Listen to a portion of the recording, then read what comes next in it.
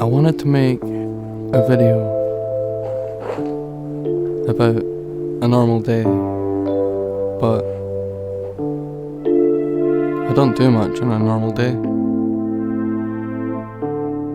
So I decided, let's make this day not normal. Today I'm making a bit more of a cinematic type film thing. I wanted to make a video about cleaning. What has my channel turned into? I don't know. Like a hip-hop reaction channel for the Scots.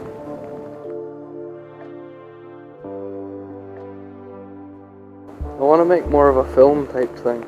I'm going to make a video about tidying up the house because it really needs done. It needs tidied. And I had no motivation to do it, so I asked to borrow the camera because I like making films more than I like tidying. I promised myself I wouldn't do any of that until I went a decent walk, and it just turned out to be raining today. So we'll be back inside and we can look at doing the dishes, which I fucking despise. But maybe this camera will pick it up quite nice and you can see it all in its horrible glory. Not looking forward to that. Okay, see you there.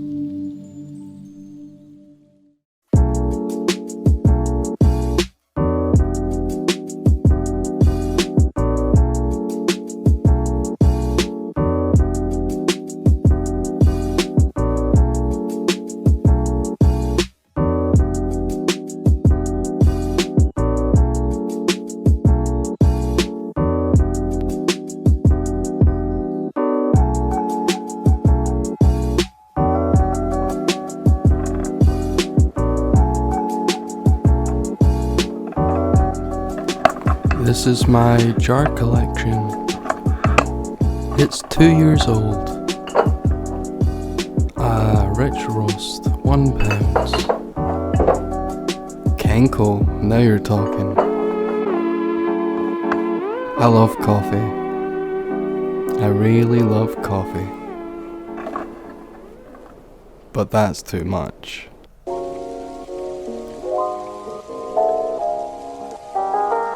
Save the project! It's time to save the project! Wait, I can't swear. I've ruined the project. I've made half the video already, and I can't bring myself to wash a single dish. But sometimes if things need to get done, they need to get done.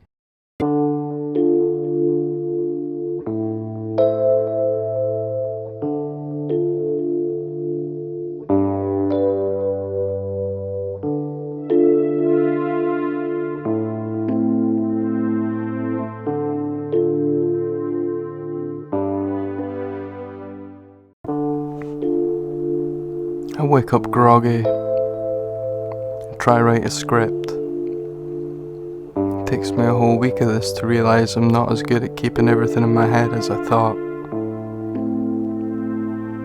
And that writing things down, bit by bit, even if it takes a week, keeps the project in sight.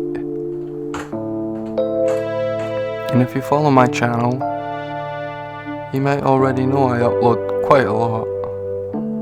Multiple times a day. There's a reason for this. I get frustrated and sometimes downright moody when it comes to putting my ideas and thoughts down on paper. I find it much more easier to be in the moment.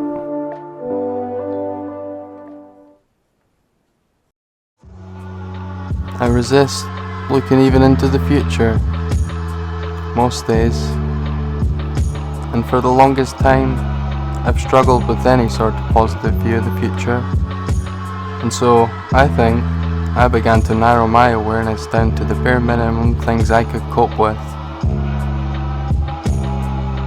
I dropped all my responsibilities and gave in to my worst habits.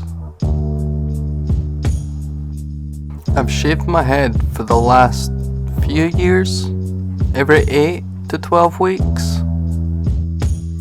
As soon as my hair and beard get to a long enough length that I can get a good grip on the hairs, I'll begin to pull them out. The relief I feel from that after 3 months, waiting for it to grow, it's as if I've been breathing with just one lung, and seeing with just one eye, and hearing with one ear. It's not just a pull thing. As the hairs grow longer, I'm able to grip it between my finger and thumb better, and add a twist into the pulling motion. Gives it torque and allows me to use a different hand muscle, which gives the other ones a rest. Here's the trick. I'm able to get more consistent pulls, which feels more rhythmic. It allows me to concentrate more on whatever it is I'm doing. That must sound mental, mad, crazy. It is. It's called trichotillomania, and it's something I've dealt with since I was a little boy.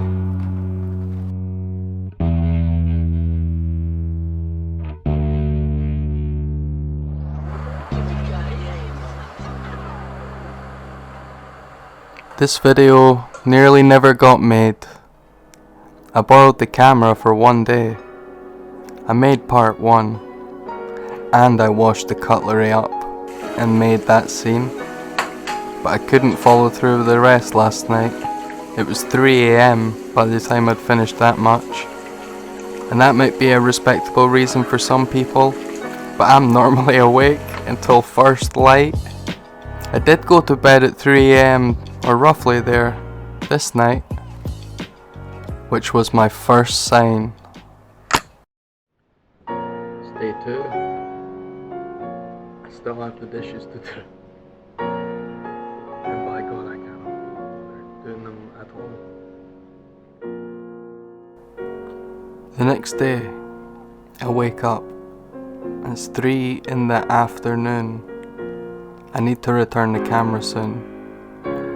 I should finish filming, which means finishing washing the dishes. But I don't, because I have to finish the script first. And if I don't finish the script, I can't finish the filming, which means I don't need to do the dishes. Yeah, but that's a problem. I've run out of camera time now. I have to hand it back. I'm gonna be bored.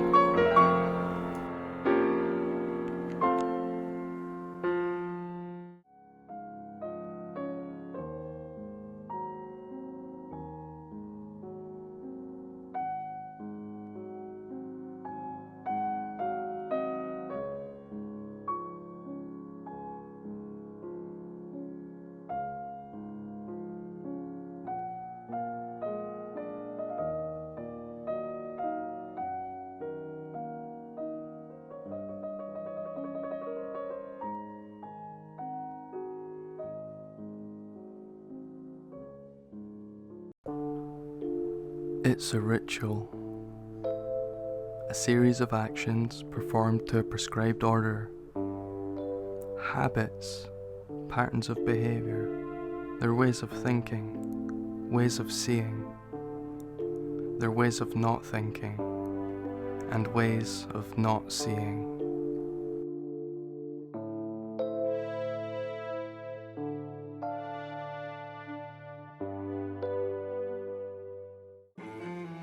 This video isn't just about cleaning dishes. The dishes are just one simple thing. It's the person that has to do them that makes it complex. I'm 28 now. Some days I don't feel like my age, and I definitely don't act like it.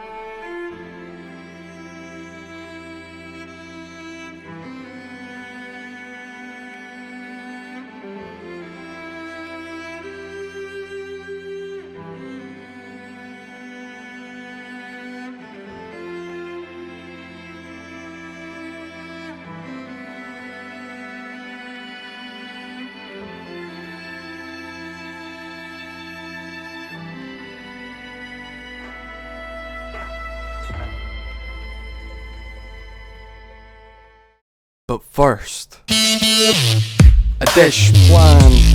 Clean the sink, soak cups, soak a bowl, heat and scrub pans. I'm a man in the kitchen. I avoid things like the dishes for weeks. I've done it since I was little. I used to avoid English essays, and especially the first person ones, because they're from your perspective, and that's about your feelings. So, looking back at my essays from school, of which there's not many left, or of which there's not many at all. One is about orphans looking for a lost father.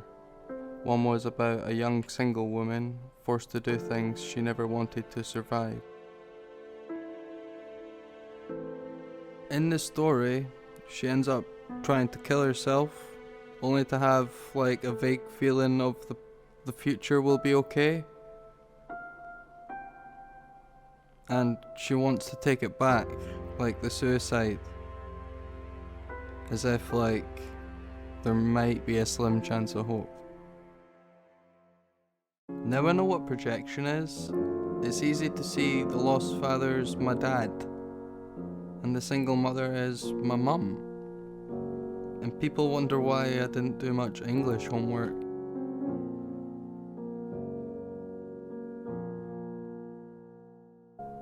I still made it through my classes, but that was because of my teacher, Mr. Anderson. He saw something in me. I was crying while I wrote the script. He tried everything with me, but I wouldn't open up in my writing, and I started to miss like handing after handing until he got so frustrated with me. He started to raise his voice. I loved that man. He loved to teach, like he put everything into it, dressed up and had a theatrical, larger than life Glasgow mafioso philosopher persona. He was a great teacher, and a half-decent guitar player too. The missed assignments eventually got my mom involved with the school, and I remember her arguing with teachers. I've forgotten about a lot. I just remember being allowed to stay in the class, but Mr. Anderson never acted the same way with me again. To make things worse, halfway in 5th year, our advanced higher class fell to just 3 students. We started with 6, if I remember. Then he dropped the class when it was just me and one other person. So there's some dirty washing. I come from a split home. We were poor. I hate dishes, and I have a complicated relationship with male role models, and with writing, and with my feelings, and with my body hair too. But that's okay. I think I'm doing alright. Wait, wasn't I supposed to hand back the camera?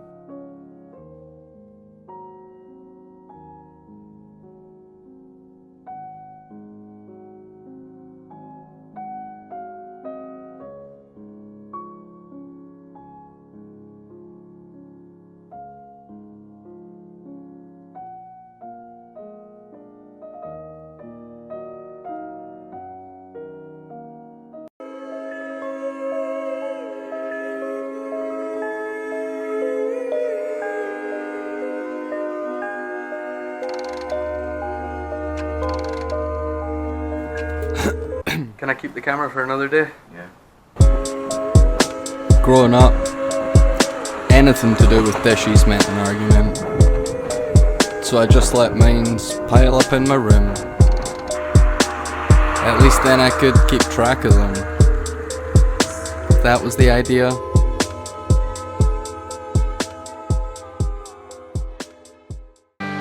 Step number 1, I'm cleaning all the silt out of my dirt. Step number 2, I think this is going to be my favorite, is shaking. So you want to shake the pan because the gold is so heavy that it's going to sink to the bottom. I'm feeling lucky, man. Oh my gosh, oh my gosh, oh my gosh, I think I found a little bit of gold. Check this out. Look at, look at, look at. All right, it looks small, I know, but it's a big deal because there might be a lot more in here.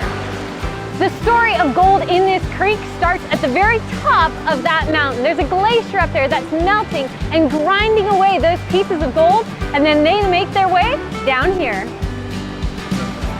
Oh, baby, look at this. Look at this. I found a little gold today. I think it's great. I think it's great to learn the history of how they did this 100 years ago. I really enjoyed learning how to do this, and it's such a surprise when you see gold in your little pan. The more dishes that piled up, the more I became aware that I was using more plates, and more cups, and more knives than anyone else. And that I'd just been leaving them, and sometimes squeezing them and piling them up into the sink in between everything else that was already there. For my poor mum to do when she got back in from work. The first thing she would see is the sink on her left. And you could hear her, she wasn't happy. I have 2 sisters and a brother. And so it was easy to blame each other and just point fingers. You know how it goes in a household and someone's out. There's no way of knowing who is actually responsible, so I feel for her.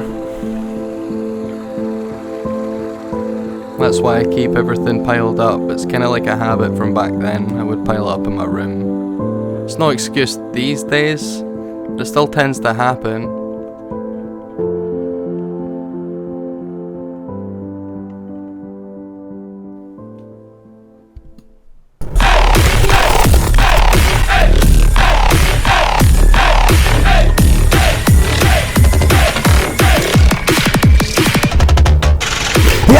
Been working harder than I have ever done before for something I believe in, just like anything else. Primary about putting in the reps. Think you're slick, you have to take your rig roll.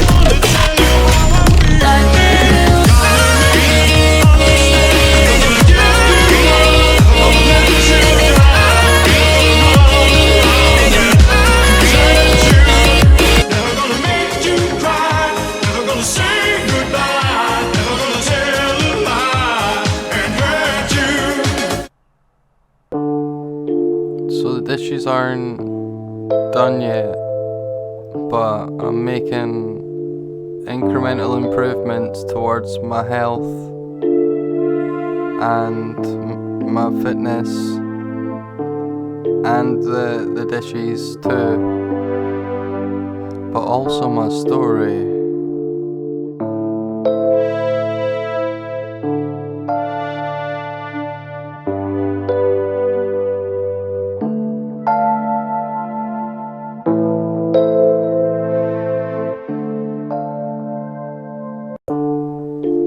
When a part of you dies, the shite bag part of you, the adventurous part, starts to grow and become bolder.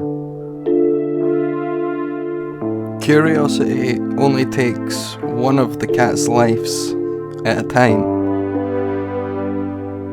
Every time the cat's reborn, it's reborn with a special kind of knowledge, a type of knowing, and a memory of lived experience, of what it felt like to try for anything, no matter what it is.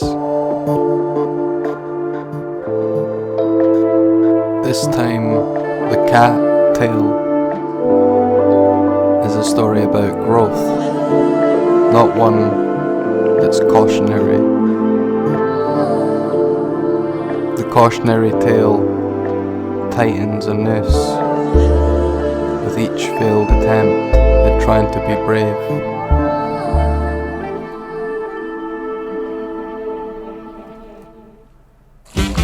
I needed to awaken to the real infinite possibilities that exist, or could exist, and decide which one I would believe in. Which one was I going to make my reality?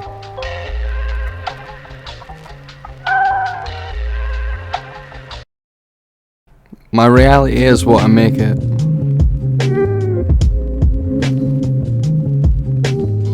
We outsource so much of our knowing to other entities that all the possibilities are never on the menu.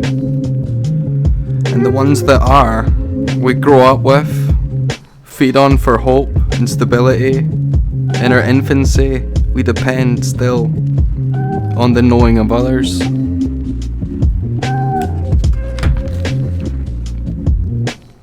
Mum came for a visit. She dropped off some food. She usually offers to clean my kitchen whenever she shows up, but she's been waiting for each of these videos to be made and put out, so this time she offered, she says, in a way where she knows I've got this, in whatever weird way I have cooked up in my head. Truth is, I don't know how this will end or when. I'm using these videos as a crutch to lean on, so I can expose myself to the things I don't want to do in a way I find completely irresistible. I put faith in myself that I'm doing the right thing, because each word I put on the page honours the light of truth in the dark.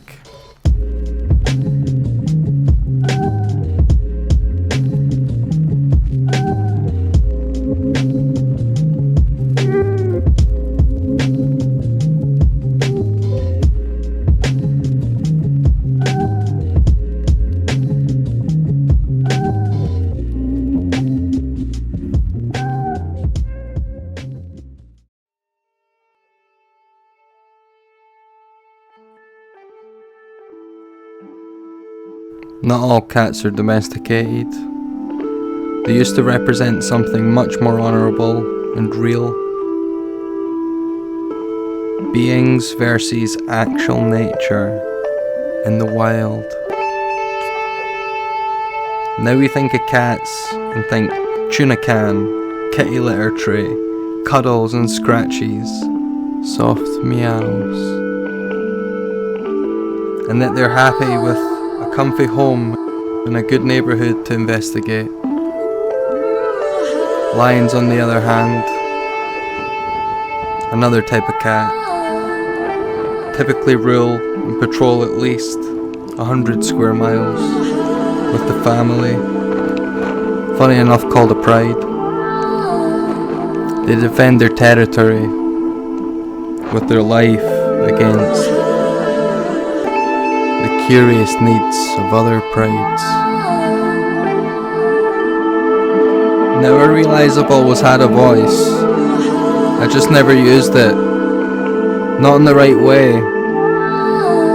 My inner voice was just the same. I filled my head with anything to stop myself from talking about the things that were already in there. All my fears, my dreams, my hopes, my regrets, my embarrassments, my shames, my sadness, even my joy and successes, I would fear to share with myself or others, because at that time I thought it made you weak.